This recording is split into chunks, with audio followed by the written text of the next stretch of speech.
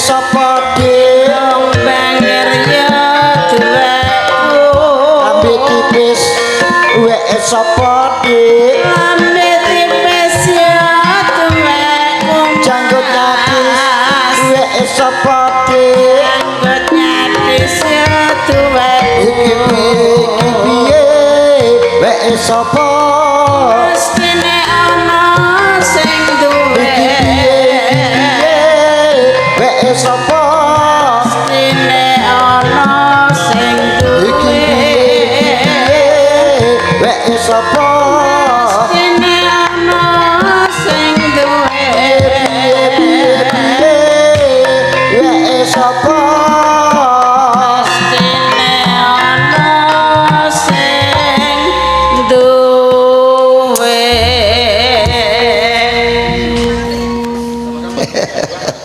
Alhamdulillah pirang-pirang tahun lagi iki suwan malih ning Mantingan. Lho dagelan metu kok plongak-plongok kaya gawa emas tempiye. Ngomong aku wis nyanyi kok. Ora sah tungar-tungir kaya garangan. Ngarane wong dek kaya garangan. Aku iki saking suwene ora ketemu wong kene. Wong Mantingan. Aku lagi metu wong kene ra aku do senyum-senyum watake ngeser ya, Dat. Sing ndi sing ngaksir? Ya kabeh iku delok wong kene lagi cah cili-cili mik mau didelekno. Yo meh dikeno meh ora ketok nggodho aku. Watake cah cili-cili ya do kangen karo aku ya Le ya. Ha le kowe kangen karo sing lemu iki? Banter.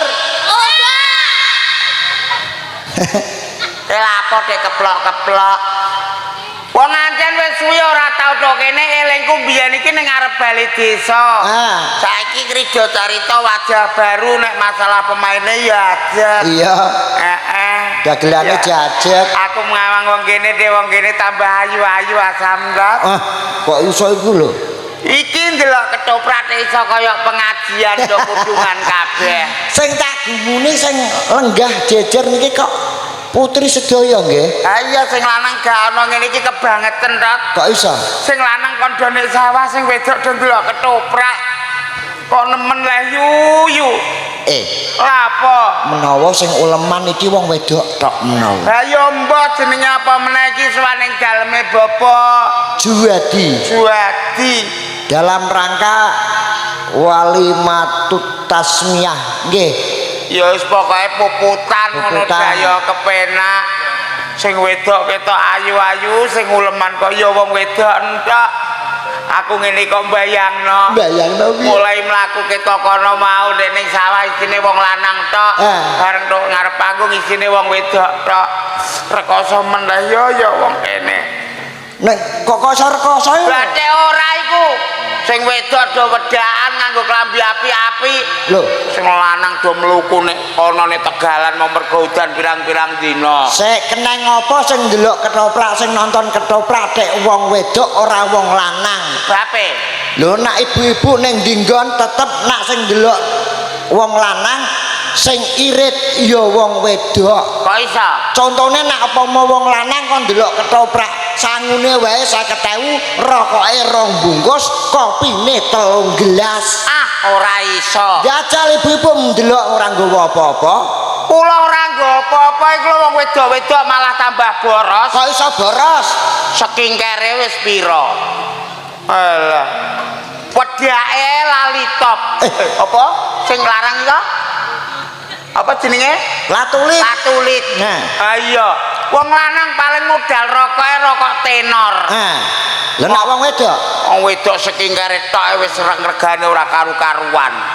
Aturane diapa-apano ya irit wong lanang. Irit wong lanang. Ha iya. Lagi buah sak buah itu memang boros wong wedok. Lah iya teh ora. Dalu garingan lho, Bu. Pripun Bu, tasih eling kula napa mboten? Oh gak. Oh. Nak ngene lho menawa. Bu, sampean guyu tek ngecek gini ya, Bu. Ketok sing ngarep nek guyu tek akar ngebuk meteng amit-amit jabang bayi. Kebuk layu ora apa-apa engko nek ora mbok. Oh ya dikebuk tenan lho. Iki ora neko-neko lho, Bang, aku gak nyek kowe lho, Bang. Bareng tak buka blangkon nang guyu ya sithik tek amit-amit jabang bayi. Ayo kebolan ku nek anak rupane kaya aku. Rumah sami aku barang rame perek potongami klo barek aku ya le ya. Lho. Sik mrene iki duduk di sini. Alah, Sing gundul ku barek. Ora. Oh, nuwun sewu sampean sawang kok kono Bu ya. Kowe iku dirasani bubu sing ngebuk weteng iki lho. Ya Allah, dagelan. sing lemu iki. Sing ngebuk weteng mau. Padha-padha lemune cek ngono lah yuyu kowe. Lah iya, ngene ku ada ngerasan-rasan. Rasan-rasane. Iki dagelane Krida Carita sing lemu gundul iku lho. Tak sawang kok ngisor tek ketok cangkem bloko. Ngarane cangkem bloko. Lho kok ora ngandel takok ah. Ayo. Wong aja ngono, tot dajal bayangno. Wong nek lemu ngono iku umpama aku ndek bojo lemu ngono kok serasi ya. Gak iso serasi. Lah umpamane di anak malah tambah bunder kaya bal, glundung-glundung ngono. Iya. Lho nek rupamu ngono ya ora ngarah, Dik. Ora ngarah piye? Ora ngarah piyayu kene gelem. Ora ngandel. Ora ngandel. Ora ngandel. Tak takonane. Takoni. Nuwun sewu Bapak, Bapak, nuwun sewu Ibu. Sampan saumpama di anak perawan ayu wayahe omah-omah dilamar sing rupane kaya ceblong sing kaya tuyul kira-kira angsal ngapa mboten? Kompak, krungu ta ora kowe? Muni piye? Muni piye cekmu? Mbah. Paling-paling kula segel yo mek iki tok.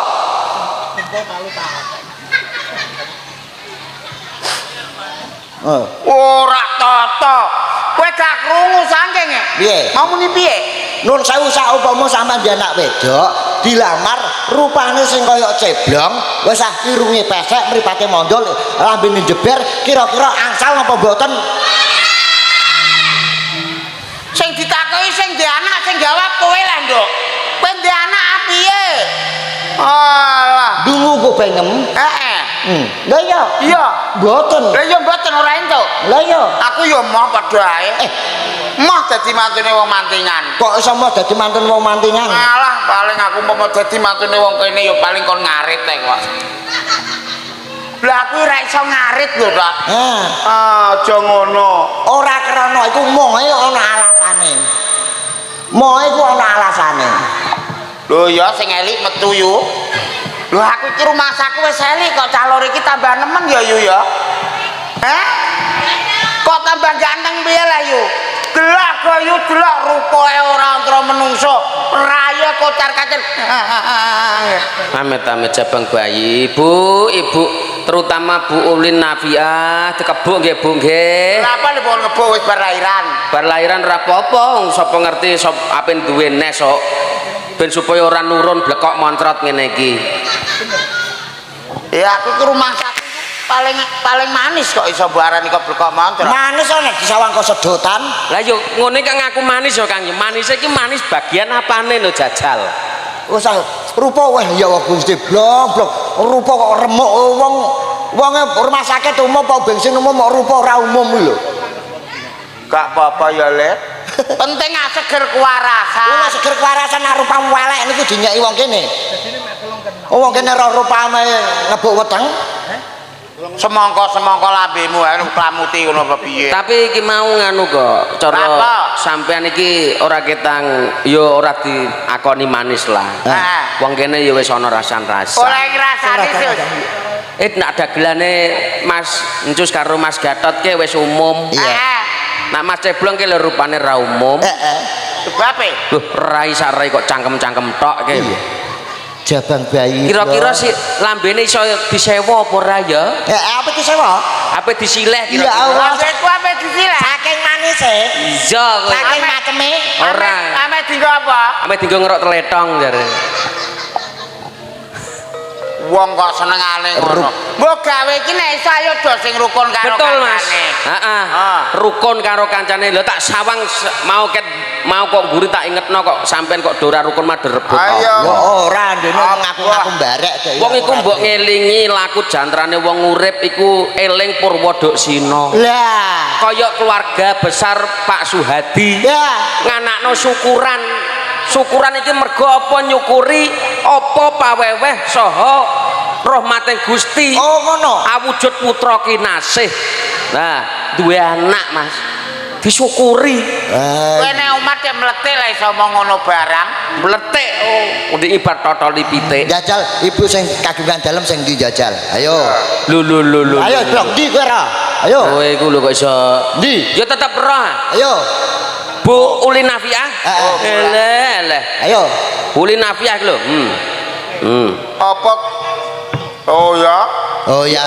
Oh Wong ya. agek liwat. Ya Allah Gusti wong liwat nyuwun sewu Bu. Dagelan kok diarani demit ya Allah. Mas Nur jare liwat. Hi demite metu. Ya Allah. Demite ku kok bengi. Ngawur mosok demite metu saiki engko ya Nur. Oh. Nah, iki cara wong iki kan ngelingi. Wong iki lahir prejat iki metu saka bayi. Iya masa cucu gede yo. Cara wong tuane iki bapake karo ibuke. Saiki sampean tak takoki. Apa nek Iku mang nak wong. Saiki nak pitik. pitik kene? Pitik kuwi karo ndok iki tuwa ndi to? Ah beda ya tua pitik lah. Ora iso. Tua pitik ya Blong ya. Oh iya. Ora iso. Anane ana ndok mesti ana pitik. Lah pitik kuwi asale saka? Ndok. Lah iya teh. Lah ndok asale saka? Saka apa? Saka pitik. Nek ora ana pitik ya ora ana ndok kale. Pitik iki lho saurunge dadi pitik iki asale saka apa? Ndok. Ayo berarti tuwa ndok. Lah. Ndok. Sing ngendok sapa? Ya pitik. Lah, ya tua pitik. Ah, Tapi iya. ora iso. Ora iso ya. Dia tetep tuwa ndok. Kok iso? Tuan ndok kok. Lah. Bener sus. Tuwa ndok. Wong sing ngendok sus. Cakep. Cakep lah aku. Oh padha bulet. Mulane ngene sing penting didongakno. Panjenenganipun Bapak Juwati anggone tasakuran muga-muga berkah. Ngono. Iki ya wis suruping surya. Nggih. Saiki balik sik. Heeh. Ndok karo pitik mau nak aku tetep tuwa ndok. Ora iso kok iso tua ndok. Ana alasane. Alasannya apa? Nak bocah cilik Iya. iki mesti anut karo sing tuwa Iya. bapake. Heeh. Lah nak ndok, kowe tau tumok ndok nututi karo babone. Oh iya. Ndak mesti babone sing marani ndoke. Berarti pitik tuwa ndok. Ya wis salah ora Kuwi apa. keputusane. Ya ya. Ha iya to. Tak senengmu. Diaturi Apa leh nuruk geger ae kowe? Mutek kowe.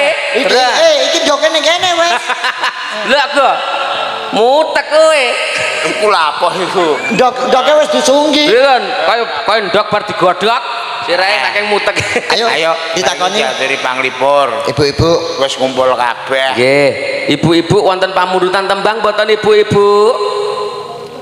Wah, sedih sing kono teh sanggo wang ngene iki sing Ayo mikir apa? ngono iku mikir, Cot. Mikir apa? Iki ya Allah, engko dilungkas wong uleman ana pirang-pirang gon.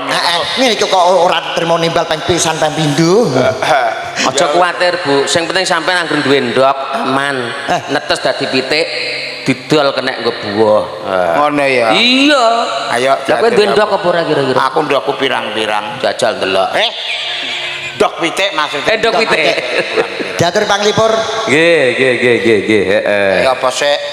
Ibu-ibu, ada yang minta lagu mboten Ibu? Belum ada? Napa? Sabar, ya sabar lu nganu Bu, tanjak brambang kok. Ora apa-apa. Sabar. Sabar engko ben dinyanyekno dik sikit nak anu ya. Sabar, Dit. Pripun, Pak? Oh, perahu layar, Pak. Nggih. Ya sabar mangke diaturi. Perahu layar sik nggih Bu nggih, mengko sabar diterusne. Kok nak sampean sabar yen nggih, mangke diaturi sabar. Nah, sampean nak sabar mangke diaturi sabar. Kowe kok bulet omonganmu to? Lha maksudnya wong takon sabar lagune judulnya sabar. Ora beda kaya ndok mbek pitik. Gen ndok karo pitik. Bulet. Ayo diaturi